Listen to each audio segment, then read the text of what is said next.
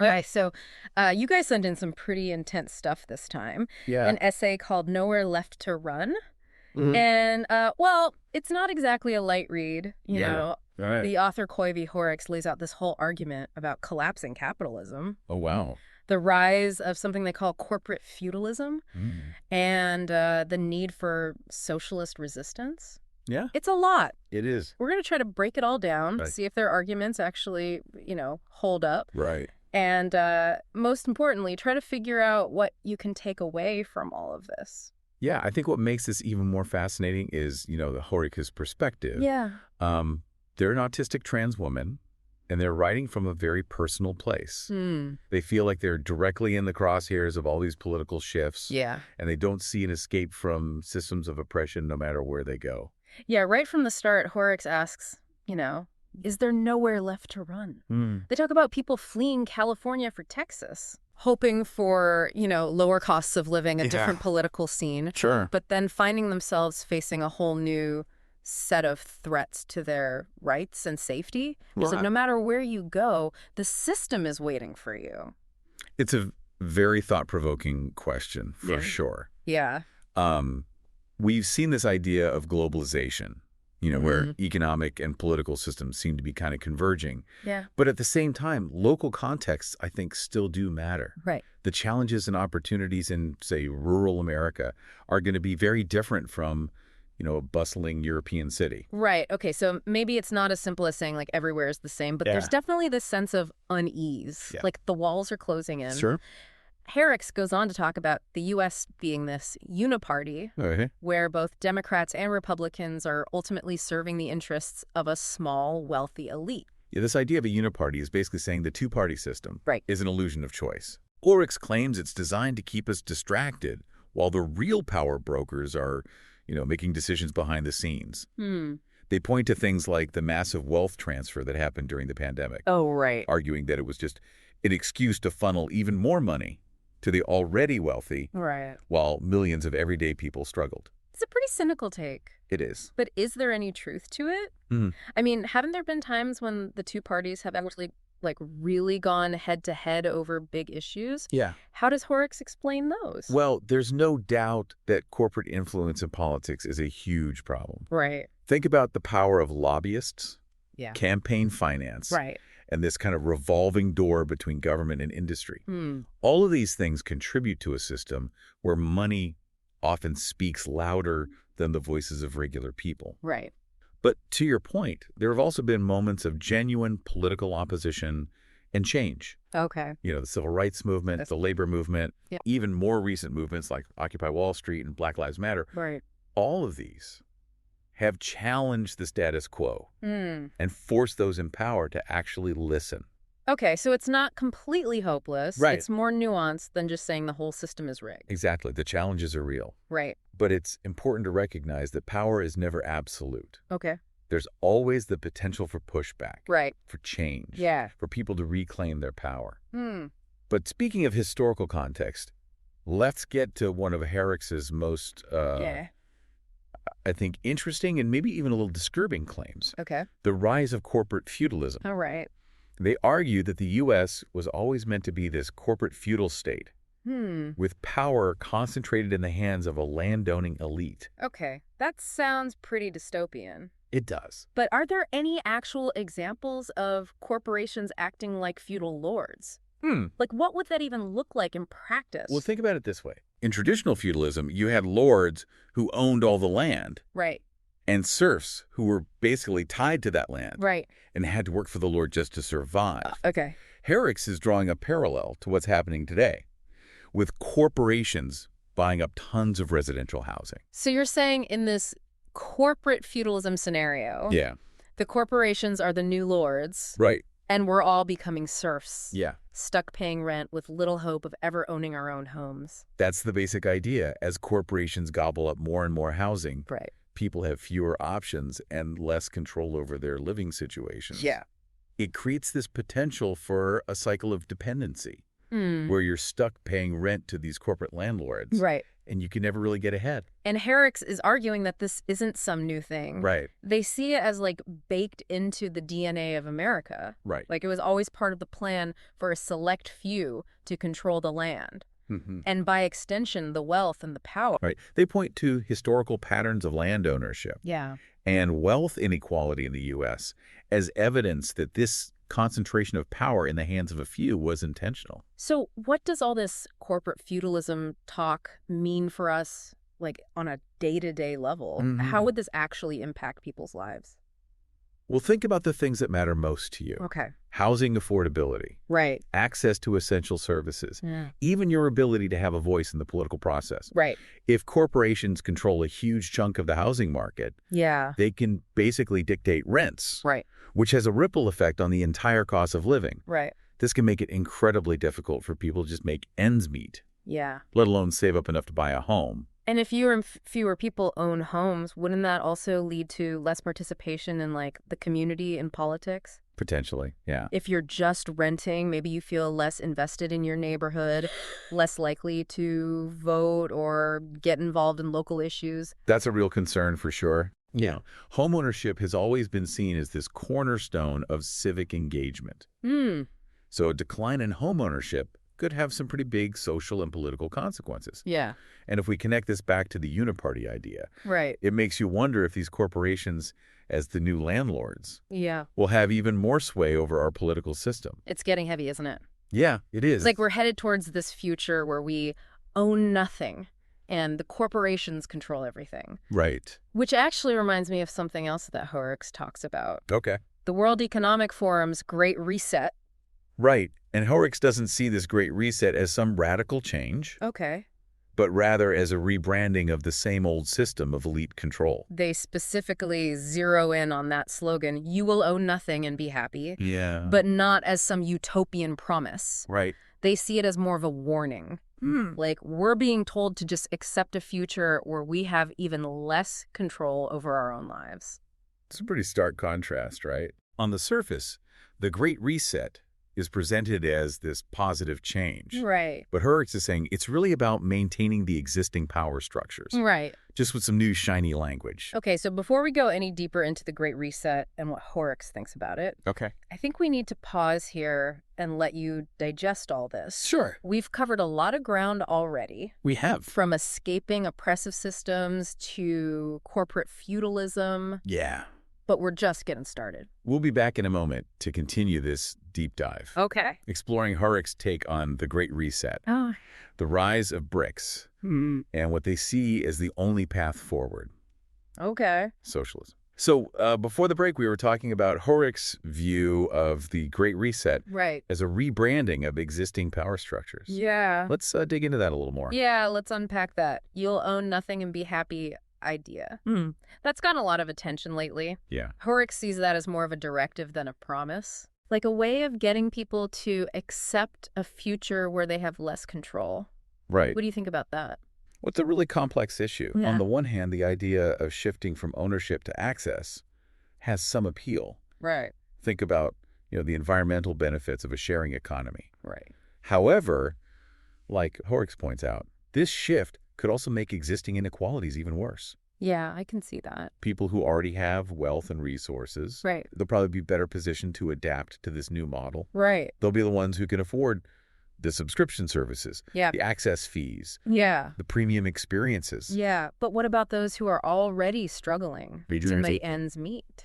For them, this shift could be devastating. Right. It could mean, being priced out of basic necessities, being further marginalized, having even less control over their lives. So Hoerricks is saying that this Great Reset is basically a way for the elite to stay in control, even as the world is kind of, falling apart around them. That's how they see it, yeah. Okay, so let's talk about some specific examples. Okay.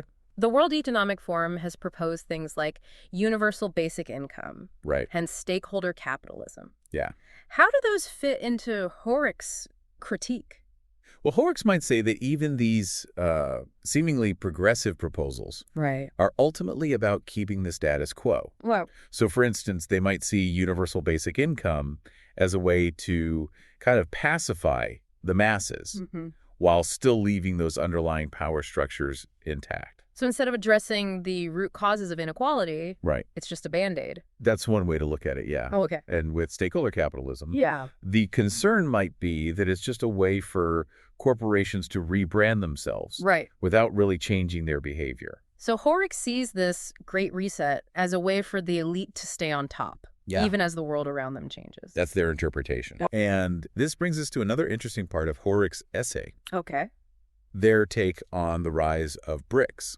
Right. Brazil, Russia, India, China, South Africa. Exactly. They don't see BRICS as this like liberatory force that some people make it out to be. They actually compare the elites in the global south to those old school financial dynasties. Right. Like the Rothschilds and the Morgans. Yeah. They're saying it's not about getting rid of capitalism. Right. It's just about shifting power within the same exploitative system. So the global south's ruling class is just trying to get a bigger piece of the pie, Right. not bake a new one. Exactly. And they give some pretty compelling examples to back this up. Yeah. Like China's Belt and Road Initiative, where they're funding all these massive infrastructure projects all over the world, often through loans that these countries might struggle to repay. And Hoerricks sees that as creating a new kind of dependency rather than, genuine development. Right. They're basically saying that China is using these loans to gain power and influence over other countries. Okay, and what about Russia's push to create alternative financial systems in response to all the Western sanctions? Yeah, Hoerricks seems to think that's just another power play. Right. They see it as an attempt to challenge the U.S. dollar and create a new global financial order that benefits Russia and its allies. So if we're talking about nowhere left to run, is the rise of BRICS just a case of, like, swapping out one set of bad guys for another? That's a good question. Are we really just trading Western imperialism for a new flavor of the same thing? I think the key is to look beyond the rhetoric. Right. And examine the actual outcomes. Yeah. Is this shift in power leading to more equality and justice? Right. Or is it just repeating the same patterns of exploitation that we've seen before? And what about this whole move away from the U.S. dollar? A lot of people are talking about how BRICS countries are doing more and more trade in their own currency. Is this the beginning of the end for the dollar? That's a big question. Yeah.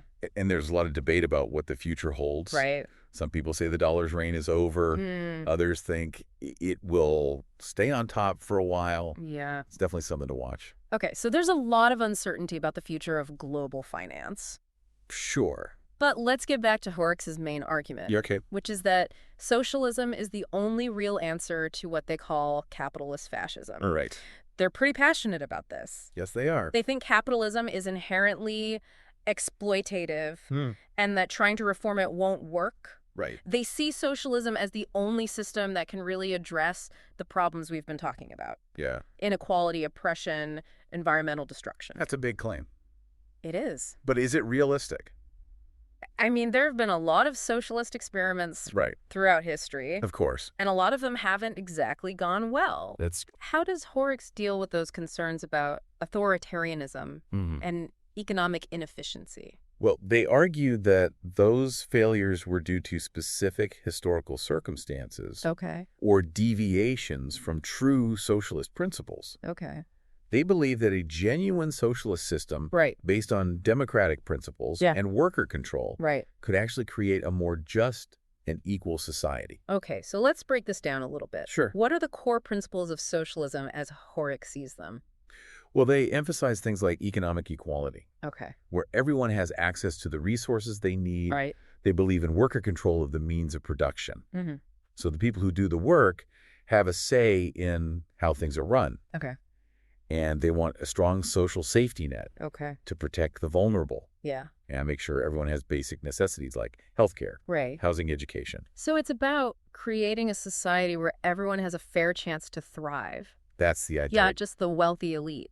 Right. And Hoerricks believes that these socialist principles are the opposite of the principles of capitalism, which they see as based on exploitation and competition. But haven't there been socialist models that have worked?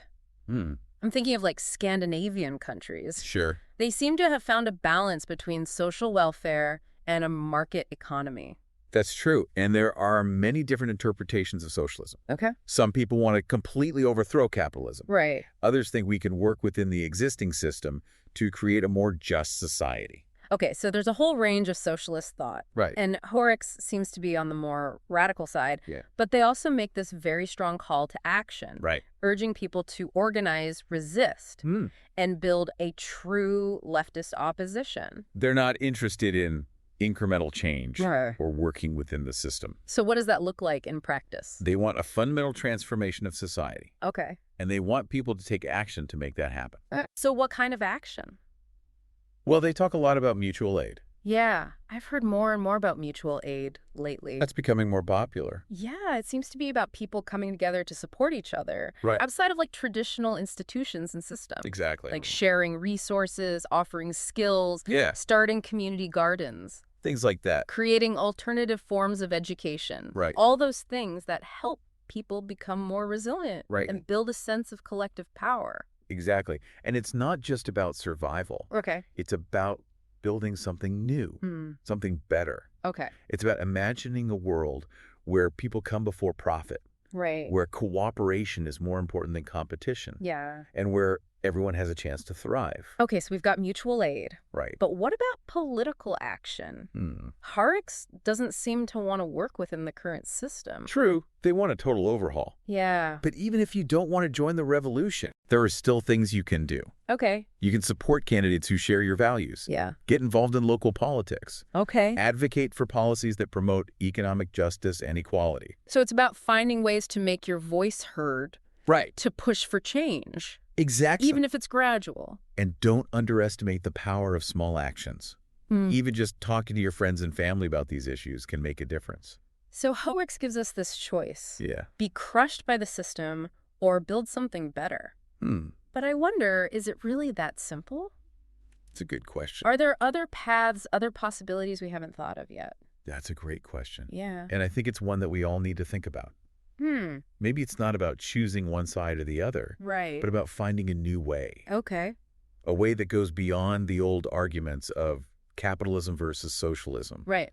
left versus right. Maybe it's about creating something truly new, Yeah. something that takes the best of what we know, but also goes beyond the limits of our current systems, Right. something that puts human well-being and the environment first. That's a challenge for sure. Yeah. But it's also an amazing opportunity. We're living in a time of chaos and uncertainty, Right. but that also means we have a chance to make real change. Okay, so if you're feeling overwhelmed by all this, Yeah. remember, you're not alone. We're all in this together. We're all trying to figure this out. Right. But instead of giving in to despair, Yeah. let's use this knowledge to do something. Let's be curious. Let's connect with each other. Absolutely. Let's experiment. Let's explore. And who knows, maybe we'll find that nowhere left to run Yeah. isn't a prediction of doom, Right. but an invitation to create something amazing. Thanks for joining us on this deep dive. It's been a pleasure. And remember, stay curious out there.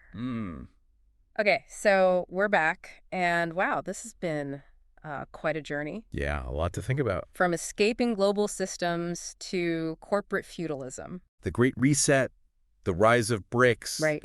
and then finally Hoerricks' call for socialist resistance. That's a lot. It's a lot to process. Yeah. So what does it all mean? What can we actually take away from all of this? Well, I think it's clear that Hoerricks is painting a pretty bleak picture. You see the world as this system of interconnected forces Right. that's designed to keep a small group in power. And they're basically saying that most of us are just pawns in their game. And they don't mince words, do they? No, they don't. They use some really strong language, Yeah. calling out what they see as the lies and the manipulation of both the capitalist West and the rising powers of the global South. Right. And I'm sure a lot of people listening don't agree with everything they say. Of course. But I do think their essay brings up some really important questions. Yeah, absolutely. It forces us to look deeper, Yeah. to question the stories we're being told, Right. and to really think critically about the systems we live in. So how do we do that? Yeah. How do we take all this incredibly complex and frankly kind of scary information Right. and turn it into something we can actually do something with? Well, for starters, I think it's important to remember that knowledge is power, Okay. even when that knowledge is uncomfortable or unsettling. Right. The more we know about how the world works, Yeah. the better prepared we are to make informed decisions. Okay, so we need to educate ourselves, but then what Hoerricks wants us to build this true leftist opposition Yeah. for people to organize and resist. Right. But what does that look like in our everyday lives? What are some practical steps that people can take? Well, Hoerricks talks a lot about mutual aid, Yeah. which is basically people coming together to support each other outside of those traditional systems. Okay. This could be things like sharing resources, offering skills, Right. starting community gardens, creating new ways to learn, Right. anything that helps people become more resilient Okay. and gives them a sense of collective power. So it sounds like it's about taking back some control, Yeah. creating spaces where people can rely on each other Right. instead of being dependent on these huge impersonal systems. Exactly. And it's not just about survival. Right. It's about creating something new, Yeah. something better. It's about imagining a world where people come before profit, Right. where we work together instead of competing with each other, Okay. and where everyone has a chance to truly thrive. Okay, so we've got mutual aid. Right. But what about political action? Yeah. Hoerricks doesn't seem too interested in working within the existing system. True, they want to see a complete transformation. Okay, but even if you're not ready to start a revolution, there are still things you can do. Absolutely. You can support candidates who share your values, Right? get involved in local politics, Yeah. advocate for policies that promote economic and social justice. It's all about finding ways to make your voice heard, Right. to push for change. Yeah, even if it's one step at a time. Yeah, exactly. And never underestimate the power of those small actions. Right. Even something as simple as having a conversation with your friends and family about these issues Yeah. can plant seeds and help people see things in a new way. So Hoerricks basically gives us this choice. Right. Be crushed by the system or build something better. But is it really that simple? It's a good question. Are there other paths, other options that we haven't even thought of yet? That's a fantastic question, and one that I think we all need to wrestle with. Yeah. Maybe it's not about picking one side or the other, but about creating something entirely new. Okay. Something that moves beyond the old debates of capitalism versus socialism, Right. left versus right. Maybe it's about creating something that's never been seen before. Yeah. Something that takes the best of what we know, but also goes beyond the limits of how we do things now. Right. Something that puts people and the planet first. It's a challenge for sure, It is. but it's also an incredible opportunity. We're living in a time of so much change and uncertainty, Yeah. but that also means we have a real chance to make a difference. So if you're feeling overwhelmed by all this, Yeah. remember, you're not alone. We're all in this together. We're all trying to figure things out. Absolutely. But instead of giving up, let's use all this knowledge to do something positive. Right. Let's be curious. Let's stay curious. Let's connect with each other. Yes. Let's experiment. Let's explore. And who knows, maybe we'll discover that nowhere left to run Yeah. isn't about the end of the world, Right. but about the beginning of something amazing. Thanks for joining us on this deep dive. My pleasure. And as always, stay curious out there.